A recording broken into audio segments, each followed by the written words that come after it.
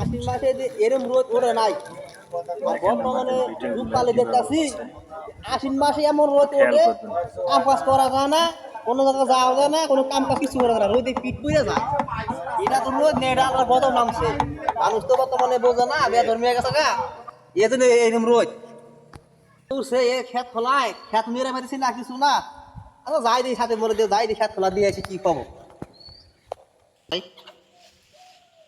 কেনা রে এটা তোর দিকে কাম হরে চাচা চাচা না কেনা চাচা। হ্যাঁ বাতি জানি কি কথা স্যার এই রোদের মধ্যে কি করবো বাবু, খেতে যে ঘাস হয়েছে নিরে দেখে তুলা পুলানো যায় না বাপু। চাচা এত রোদের মধ্যে কাম করো না, তোমার তো আল্লাহ দিলে তোমার সয় সম্পত্তি তো কম নাই, বহু সম্পত্তি আছে, একটু কাম নিয়ে কাম করা পাও না। তোমার বয়স আর কম হয় না, 100 বছর তোমার পার হয়ে গেছে গা, এত কষ্ট বানাবো গা বুড়া খেলে। আরে বাবা কি কও তুমি, এগুলো করা লাগবো না, পোলান টোলান না, এগুলো তো নিজে খাইলে তো সবই করা লাগবো, কাম বাদে করা যে টেহা লাগবো না। চাচা এত এত কষ্ট করে কাম করা দরকার নাই, যে রোদ উঠছে বুঝছাও, বেলা তো দুপুর হইছে, তো ন ভাই তোমার আর চিনেছি চাচা, আর চিনে দুজন মিলা যা বাসতলায় বৈশা ঠান্ডা আমাদের দম সম দিয়া খাই গিয়া আইসো, নালি রোদে মরে যাবা গা চাচা।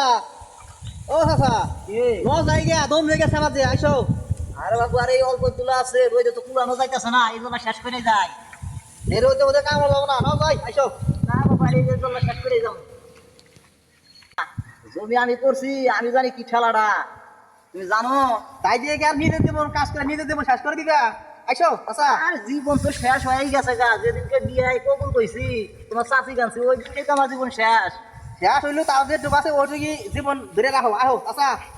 আইসো ভাই ওই বাসালা দম লেগে বাবু ওই তো আইসো, উঠছে। যে রোদ উঠছে চাচা আইসো দম লেগে আইসো, আইসো আইসো বাসা দম লেগে দম নিগে